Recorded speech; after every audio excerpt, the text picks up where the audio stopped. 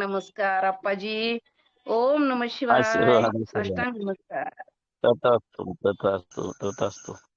सर्वांना अनंत शुभेच्छा.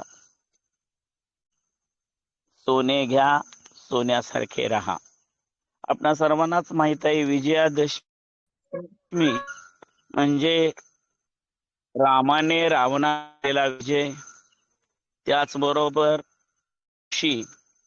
पांडवांनी आपल्या असलेली शस्त्र जी आपट्याच्या झाडामध्ये ठेवली होती ती काढून युद्धाला सुरुवात केली आणि जिंकले. अशा प्रकारचा विजय प्राप्त केलेला हा पवित्र दिवस विजयादशमीसाठी छत्रपती शिवाजी महाराज देखील अत्यंत भव्य दिव्य असा सोहळा साजरा करायचे आणि त्यांच्यानंतर त्यांचे वार देखील अशाच प्रकारचा भव्य दिव्य सोहळा करत असत. मात्र यावर्षी महाराष्ट्रात विदर्भ मराठवाड्यामध्ये कोकणामध्ये पूरग्रस्त भयंकर स्थिती असल्यामुळे आता दसरा सोहळा साध्या पद्धतीने छत्रपती उदयराजे आणि म्हणजे आमदार आणि खासदार दोघांनी किंवा त्या परिसरातील सर्व सद्भक्तांनी केला. सर्वत्रच जिथे पाऊस नव्हता तिथे आपण पाऊस पडल्याचं पाहतो आहे. 100 वर्षात जेवढा पाऊस पडला नाही तेवढा पाऊस या 15 दिवसांमध्ये आपण पाहिलेला आहे. अतिवृष्टी, अनावृष्टी, भूकंप, वादळ यासारख्या अनेक गोष्टी आपण अनेक वेळा उपभोगत आलेलो आहोत. छत्रपती शिवाजी महाराजांच्या बालपणी देखील अशाच प्रकारे दुष्काळाचे प्रसंग अनेक वेळा आले आणि म्हणूनच छत्रपतींनी तुमच्या आमच्यासाठी तळी विहिरी खोदून ठेवल्या. त्या काळातील दिलेली सैनिकांची संख्या, त्या काळातील वेगवेगळ्या गावात असलेली संख्या, या सगळ्या गोष्टीचा विचार केला तर आपल्या ही गोष्ट प्रकर्षाने लक्षात येते की त्या काळामध्ये खरोखरच अतिशय म्हणजे अतिशयच कठीण स्थिती होती आणि अशा कठीण स्थितीमध्ये सुद्धा यवनांशी लढून आपल्या स्वराज्यासाठी अनंत प्रयत्न करणारे छत्रपती शिवाजी महाराज किंवा त्यांना मदत करणारे सर्व मावळे याचाही आपण विचार करण्याची अत्यंत आवश्यकता आहे. आजच्या परिस्थितीमध्ये किंवा आज सुद्धा आपणाला हीच गोष्ट महत्वाची आहे की आपण सर्वांनीच या परिस्थितीचा विचार करून एकमेकाला मदत करणं अत्यंत अगत्याचं आहे. आपण सर्वजण ज्या पवित्र सण उत्सवाचा आनंद घेतो आहे त्याच सण उत्सवांमध्ये आपणा सर्वांना आज एका बिकट अवस्थेकडे जावं लागत आहे. अनेक लोकांना मंदिरात जायला सुद्धा रस्ता नाहीये. मंदिर मध्ये पाणी भरलेलं आहे, गाळ आहे. अशा वेळेला आपले सण उत्सव साजरे करत असताना आपल्यावर येणारे अडचण, आपल्या समोर असलेल्या समस्या, त्या सगळ्यांवर भक्तांनी विजय मिळवलेला आहे. आणि महाराष्ट्रच नव्हे तर वेगवेगळ्या देशामध्ये सुद्धा, वेगवेगळ्या प्रांतामध्ये सुद्धा अशाच प्रकारची गंभीर परिस्थिती आहे. त्या प्रत्येक ठिकाणी सर्व सद्भक्त अत्यंत आनंदाने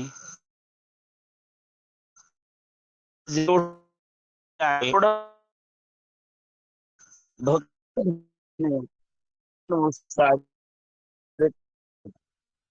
त्या सगळ्या उत्सवांना विशेषत्वाने होत असलेल्या या विजय उत्सवामध्ये तुम्हा सर्वांना एका पवित्र दिशेकडे घेऊन जाणार, एका पवित्र परंपरेला अशा प्रकारचं 10 दिवसाचं किंवा 11 दिवसाचं पर्व आज आपण सिद्ध करत आहोत. या पर्व काळामध्ये आपणा सर्वांनाच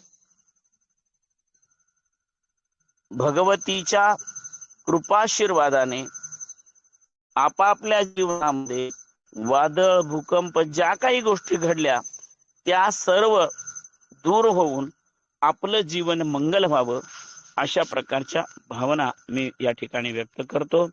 आपण सर्वजणच ज्या पवित्रतेने किंवा ज्या आत्मीयतेने ईश्वरी सेवेमध्ये भक्त आईच्या सेवेमध्ये आजपर्यंत आहोत, ती आईची कृपा कायमस्वरूपी आपणा सर्वांवरती राहो अशी ही भावना या निमित्ताने व्यक्त करतो. आम्हा सर्वांच्या जीवनामध्ये येत असलेल्या ऐहिक आणि पारलौकिक गोष्टीमध्ये आमचं आध्यात्मिक बल हे सर्वात महत्वाचं आहे आणि त्याच्यावर देखील आम्हाला विजय मिळवता आला पाहिजे.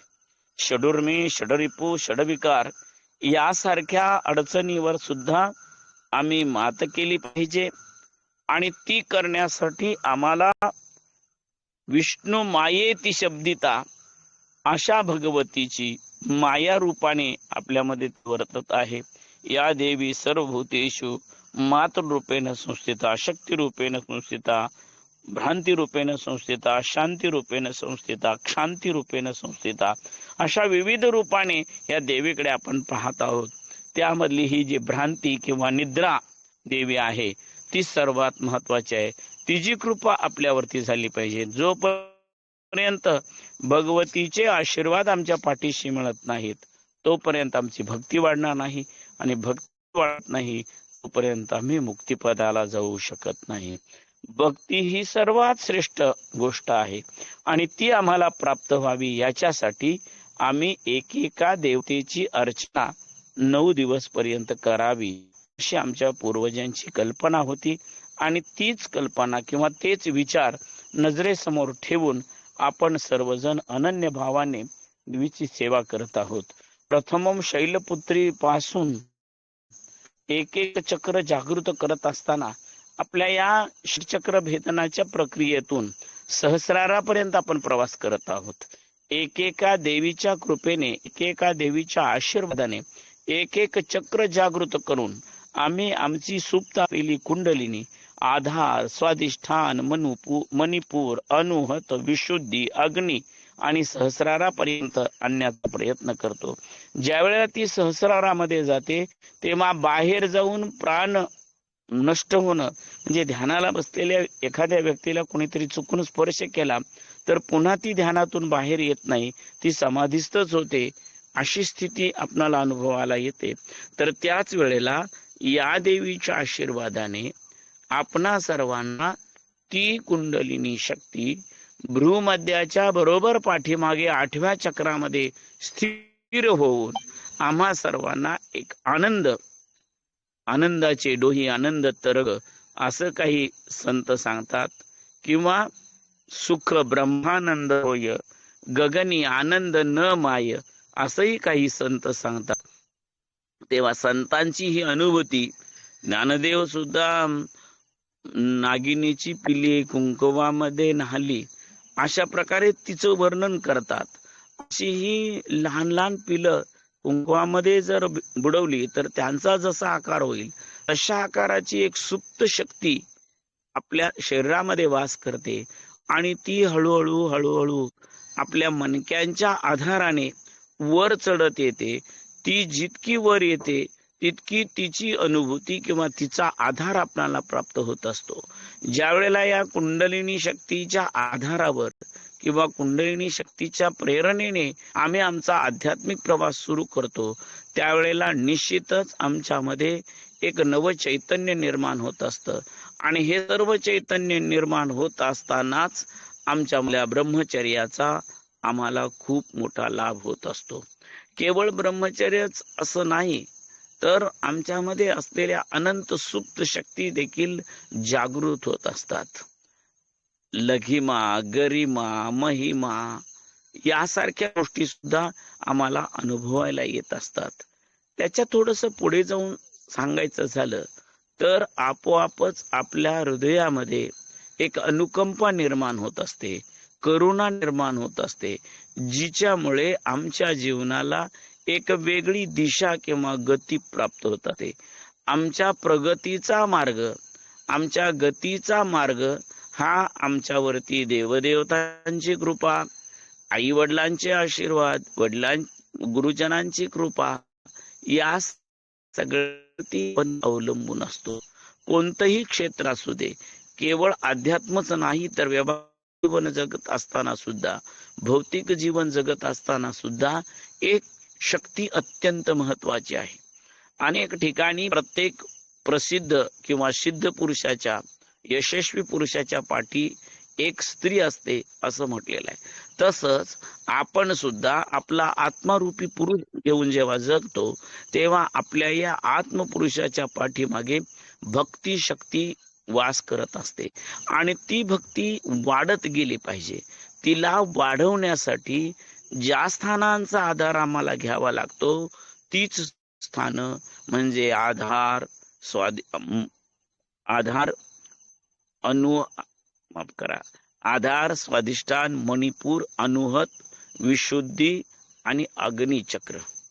या 6 चक्रांमधून आम्ही जेव्हा प्रवास करतो त्यावेळेलाच आम्हाला सिद्धी, या सर्व सिद्धी देवतेंचा म्हणजे सिद्धिदात्री सर्वात वरची देवी आपण पाहतो आहे, पण पूर्व ज्या अष्टदेवता आहेत त्या अष्टशक्तीची देखील आपणाला या ठिकाणी प्राप्ती होत असते.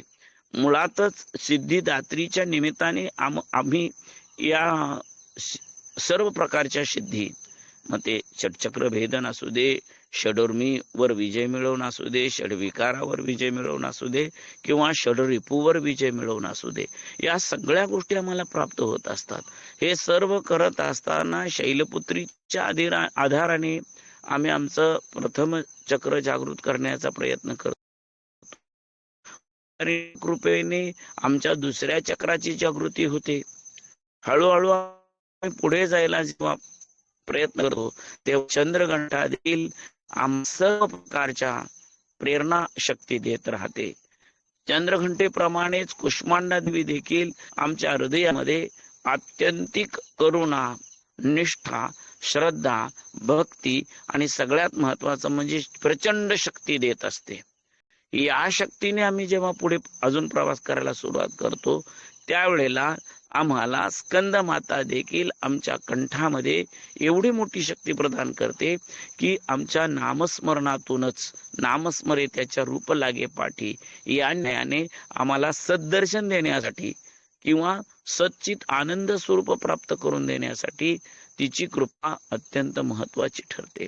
आणि ज्या वेळेला आम्ही अग्निचक्रावरती येतो आहे त्यावेळेला आमच्यामध्ये असलेली कालरात्री आणि महागौरी यांचा एक विशिष्ट संयोग आमच्या समोर येतो आणि आपोआपच आमचं सहस्रार जागृत होतं.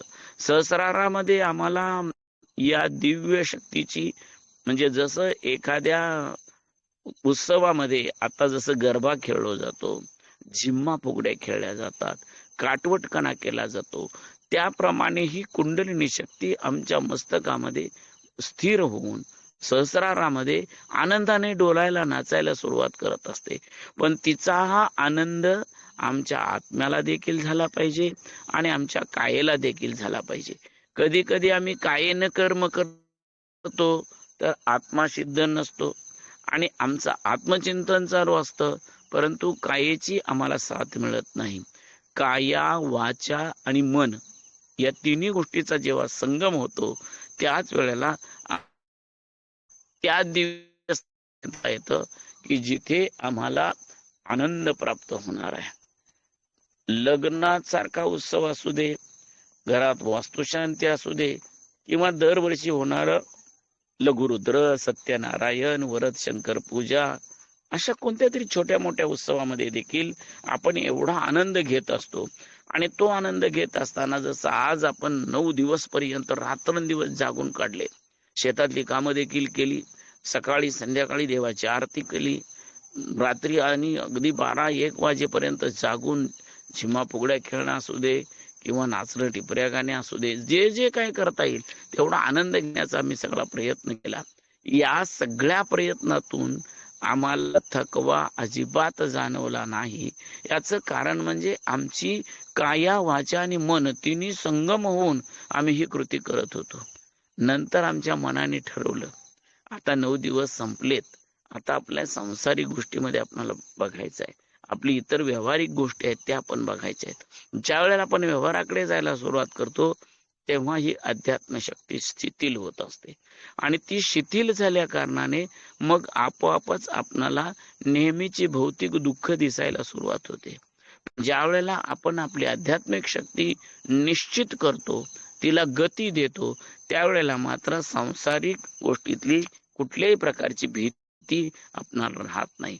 व्यावहारिक दृष्ट्या भीती राहू नये हे जर वाटत असेल तर आमची साधना नित्य असली पाहिजे. कोणत्याही परिस्थितीमध्ये आमच्या साधनेमध्ये आम्ही बदल करता कामा नये. सदैव त्या चिंतनात आम्ही राहिलं पाहिजे. देवीची कृपा एवढाच भाव आमच्या मनामध्ये असता कामा नये. तर मी का जन्माला आलो, मी कोण आहे आणि मला कुठे जायचे आहे, या प्रत्येक गोष्टीचा विचार रोज आपल्या मनामध्ये आला पाहिजे. व्यावहारिक गोष्टी करत असताना उद्या काय करायचं त्याचं नियोजन आपण आज करत असतो. मग आध्यात्मिक दृष्ट्या सुद्धा आपण हा विचार नको का करायला. एक दिवस हा देह सोडणार आहे. मग त्यावेळेला हे चैतन्य आत्मा जीव ज्याला म्हणतो आहे तो जाणार कुठे, त्याला जागा कुठे आहे. आपण साधा आपलं स्वतःची चप्पल मंदिरात जाण्यासाठी असू दे किंवा एखाद्या लग्न कार्यात असू दे किंवा आणखी कुठल्या पवित्र ठिकाणी जाण्याचं असू दे, अगदी स्मशानात जायचं झालं तरी आमच्या चपला ठेवण्यासाठी जागा आहे का याचा पहिला विचार करतो आणि मग आपण पुढे प्रवास करत असतो. आणि जर आपल्या या दशेंद्रियांना प्रेरणा देणारा, आमच्या प्रत्येक गोष्टीला शक्ती देणारा असा हा जीव आहे, प्राण आहे, तो प्राण असा कुठेही टाकायचा का, त्याला कुठेतरी योग्य ठिकाणी ठेवलं पाहिजे. आणि मग हा माझा प्राण कुठे राहावा, मी हा प्राण कुणाला समर्पित करावा. आजकाल प्रेमविवाहाच्या निमित्ताने मुली नको त्या कुटुंबामध्ये जातात. व्यसनी असलेली मुलं, विकृत विचाराची मुलं, अनेक मुलींशी संबंध असलेली मुलं ही यांना प्रेमामध्ये गुंडाळत आणि शेवटी पश्चाताप दग्ध होत. मग त्या लक्षात येतं मी असं करायला नको होतं. पालकांशी किंवा ज्या सानिध्यात ते राहतात त्यांच्याशी जाऊन आपलं दुःख प्रकट करून त्या कळवळ्याने बोलत असतात. आणि या सगळ्या दुःखामध्ये किती तिची चूक झाली असली तरी मातृदयाने पाहणारा आपला समाज आहे. कारण आपल्या संस्कृतीने कधीच कुणाला दुष्ट मानलेलं नाहीये. सगळे जे जे देखे जे भूत त्यामाने जे भगवंत, अशी आमची अवस्था असल्या कारणाने हे प्रचंड राक्षस आपणाला त्रास देताना दिसतात. त्यांना हे सहज करता येतं. त्या विरुद्ध त्या संप्रदायाच्या किंवा त्या धर्माच्या त्या आचार विचाराच्या लोकांपर्यंत कुणाला जाता येत नाही. आणि तुम्ही गेलात तर तिथे तुम्हाला करुणा मिळतच नाही, तिथे प्रेम मिळतच नाही, उलट दुःखच मिळणार आहे. ज्याप्रमाणे 6व्या अध्यायात दुर्गा सप्तशतीमध्ये राक्षसांना राक्षस राजांनी जे आज्ञा दिलेली आहे त्याच पद्धतीची आज्ञा पाळणारा एक समाज आपल्या जवळ राहतो आहे. आणि त्या समाजास वावरत असताना आपली किती दमछाक होते हे आपणा सर्व कुटुंबियांना माहिती आहे. पण त्यामध्येच बहकत चाललेल्या भगिनी, बहकत चाललेल्या मुली या मात्र आपणाला मोठी अडचण करून ठेवतात. आणि त्याचं संकट दूर करण्यासाठी आपल्याकडे ताकद राहत नाही. किंबहुना आपली काया वाचा मनस्थिती पूर्णतः बिघडून गेलेली असते. ह्या सगळ्या गोष्टी स्थिर करण्यासाठी ज्याची आवश्यकता आहे ती शक्ती म्हणजेच आत्मशक्ती, भक्तिशक्ती, ज्ञानशक्ती. आणि त्या ज्ञानाचा उपयोग करून त्या ज्ञानामध्ये तल्लीन होऊन आपण आपल्या या षटचक्र भेदनाच्या किंवा अष्टचक्र भेदनाच्या मार्गाला लागलं पाहिजे. आणि ज्यावेळेला आपणाला ही 8 चक्र भेदून आपल्या भ्रूमध्याच्या बरोबर पाठीमागे, म्हणजेच ही स्थिती कशी आहे तर पाठीच्या मणक्यापासून हळूहळू हळूहळू वर येणारी कुंडलिनी शक्ती जेव्हा आपल्याला पोहोचते त्यावेळेला त्या लहान मेंदूच्या आधाराने जसं शरीर राहतं त्याचप्रमाणे त्या लहान मेंदूजवळ असलेल्या या उत्तर म्हणजे जसं पूर्वार्ध आणि उत्तरार्ध असं आपण म्हणतो तसं तो एक उत्तरार्धाचा मार्ग आहे. पूर्वार्धाचा मार्ग एक वेगळा आहे आणि त्या मार्गातून ही 7 चक्र आपण पूर्ण करतो आहे. पण हे 8व्या चक्रामध्ये जेव्हा आपण जातो त्यावेळेला मात्र पूर्ण मुक्त अशा पद्धतीची अवस्था आपल्याला प्राप्त होत असते. एकतर आपण त्याच्यामध्ये मुक्त होत असतो किंवा अजून बद्ध पण होऊ शकतो अशी अवस्था असते. अनेक लोक त्या चक्रापर्यंत जाऊन पोहोचतात, त्याच्या पुढे जाण्याची किंवा त्याच्याशी एकरूप होण्याची ही जी आत्मशक्ती आहे ती जर डळमळीत झाली असेल तर ते काम सुद्धा कित्येकांना जमत नाही असं आपण पाहिलेलं आहे. सर्वांनाच समाधी साधना साधता आली असं नाही. काही ठराविक बोटावर मोजता येतील एवढेच संत महात्मे सत्पुरुष योगी जन आहेत की ज्यांनी ही समाधी साधलेली आहे. आणि आज त्या साधन समाधीमध्ये फक्त नमस्कार केल्यानंतर आपणाला दिव्य शक्ती प्राप्त होते. असे अनेक समाध्या आहेत ज्या समाध्याजवळ जाऊन आपण मस्तक टेकतो.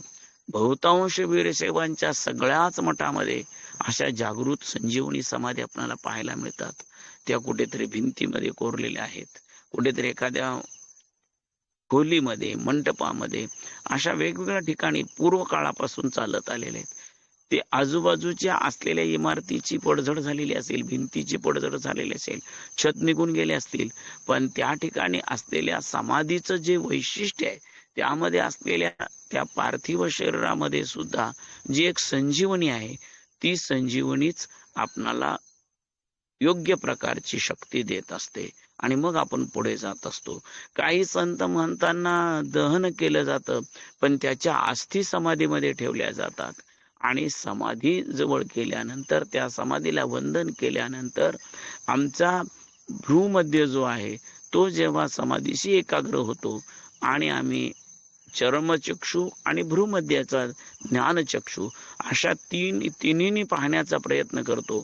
या त्रिवेणीचा जेव्हा संगम होतो त्यावेळेला मात्र आपोआपच आम्हाला जे इच्छित आहे त्याच्यापर्यंत, मग ज्याला कोणी ब्रह्मचैतन्य म्हणेल, कोणी शिवोहम अवस्था म्हणेल, कोणी लिंगा ऐक्यावस्था म्हणेल, नावं वेगवेगळी असतील परंतु त्यामधून निर्माण होणारी शक्ती, त्यामधून येणारं चैतन्य हे वेगळ्या प्रकारचं आहे. आणि ते चैतन्य आपल्यामध्ये संजीवित व्हावं, त्या चैतन्यातून आमची एक वेगळ्या प्रकारची परिस्थिती निर्माण व्हावी की ज्या कारणाने आमच्यामध्ये आलेल्या सर्व विकारांवर आम्ही विजय. विकार म्हणजे काय हो, दुसरं काही नाहीये, फक्त एखाद्या विषयात गुंतून राहणं असं. पण ज्या वेळेला तुम्हाला डोळे उघडे ठेवले तरी सुद्धा ती वस्तू मला पाहिजे असं वाटणार नाही. कान उघडे असले तरी मोठ्या आवाजाचा तुमच्यावर परिणाम होणार नाही. जीभ मोकळे असले, तोंड मोकळं असलं, ब्रश केलेला आहे, आंघोळ केलेलं आहे, सगळं आहे आणि आवडीचा पदार्थ पुढे ठेवलेला आहे तरी जिभेला पाणी सुटता कामा नये. कितीही सुगंधी वस्तू असली तरी नाकपुडी हलता कामा नये. इतकी परिस्थिती जेव्हा होते त्यावेळेलाच आपणाला खऱ्या अर्थाने जीवनमुक्तीचा मार्ग प्राप्त होऊ शकतो. आणि ते पवित्र ज्ञान, ती कोरी पाटी, स्वच्छ पाटी म्हणजेच महागौरी सेवा आहे आणि ती सेवा आपण सर्वांनी करावी अशी भावना व्यक्त करतो. सिद्धिदात्री बद्दल उद्या बोलू. पुन्हा एकदा आपणा सर्वांना विजयादशमी निमित्ताने अनंत शुभेच्छा. आजच्या दिवशी योगायोगाने आपण तिथीप्रमाणे दसरा साजरा करत आहोत. त्याच वेळेला आपल्या इथे अत्यंत श्रेष्ठ अशा 2 व्यक्तींचा आपण स्मरण सुद्धा, जयंती देखील साजरी करत आहोत. त्यामध्ये मूर्ती लहान पण कीर्ती महान असे आपल्या देशाचे सैनिकाला शक्ती देणारे, शेतकऱ्याला शक्ती देणारे आणि सामान्य नागरिकाला भक्ती शिकवणारे अशा प्रकारचे लाल बहादूर शास्त्री, आणि ज्यांनी वेगळ्या प्रकारे सर्व भारतीयांना एकत्रित आणण्याचा प्रयत्न केला. हिंदू मुस्लिम भेद न मानता, विशेषत्वाने मुस्लिम कमी संख्येने आहेत म्हणून त्यांच्यावरती विशेष प्रेम दाखवून या सर्वांसाठी एक चांगलं राज्य, गणराज्य निर्माण व्हावं म्हणून ज्यांनी प्रयत्न केला. मात्र त्यांच्या प्रामाणिकपणाला पुढे कुठेतरी गालबोट लावण्याचा प्रयत्न होत आहे, तो थांबला पाहिजे. आणि सर्व भारतभूमीत जसं आपट्याच्या पानाला 2 पत्र आहेत, 2 बाजू, एक मध्ये रेषा आहे आणि एका बाजूला एक पाकळी आणि दुसऱ्या बाजूला एक पाकळी, असं मिळून सोन्याचं पान आहे. त्याप्रमाणेच कदाचित हिंदू आणि दुसऱ्या पानावर हिंदू इतर असे असतील, पण आपट्याचं पान जसं एकरूप आहे तसंच सनातनी हिंदू हे पान एका बाजूला असलं पाहिजे. आणि या देशात आलेले आणि प्रेमाने जगत असलेले यांचं एक दुसरं पान असलं पाहिजे. आणि त्या दोन्ही पानांचं मिळून एक सुंदर आपटा किंवा सोन्याचं पान निर्माण झालं पाहिजे. त्याची घडी घातली की दोन्ही एकच आहेत असं जाणवतं. त्याचप्रमाणे भारतातील सनातनी हिंदू असतील किंवा अन्य धर्मी असतील, यांनी त्याच भावनेने राहिलं पाहिजे. या देशात जसा याला देठ एकच आहे, पण दोन्ही बाजूला दोन पाकळ्या असलेलं असं हे पान आपल्याला बघायला मिळतं. त्याच पद्धतीने या देशात राहत असलेल्या सर्वांमध्ये एकमेकाबद्दल प्रेम निर्माण झालं पाहिजे. प्रत्येकाने आपापल्या पूजा प्रार्थना काहीही करा, परंतु भारत माझा देश आहे या एका देठाने या दोन पाकळ्या व्यवस्थित राहिल्या पाहिजेत. एक सनातनी पूजा करणारे, जपतप ध्यान करणारे आणि दुसऱ्या बाजूला त्यांच्या त्यांच्या धर्माप्रमाणे प्रार्थना करणारे, हे दोन्ही एकत्र राहावेत. गुरु आणि शिष्य, देव आणि भक्त, याच बरोबर देश आणि आम्ही अशी अवस्था असली पाहिजे. माझा देश, माझं जीवन या भावनेने आम्ही एकमेकाशी राहण्याचा प्रयत्न केला पाहिजे. तशा प्रकारे या देशातील सर्व सनातनी आणि देवीवर अत्यंतिक श्रद्धा असलेल्या तमाम हिंदू बांधवांना, सनातनी भक्तगणांना अनंत अनंत शुभेच्छा. सोने घ्या, सोन्यासारखे राहा. सोने घ्या, सोन्यासारखे राहा. पुन्हा एकदा सर्वांना शुभेच्छा. गुरुवारी अनंत वंदन. सर्व सद्भक्तांना शुभाशीर्वाद. जय हरेश्वर महाराज. महाराज की जय दत्तात्रयाच्या धारेश्वर महाराज विजयादशमीच्या हार्दिक हार्दिक नमस्कार. शुभेच्छा. आशीर्वाद. हार्दिक हार्दिक शुभेच्छा.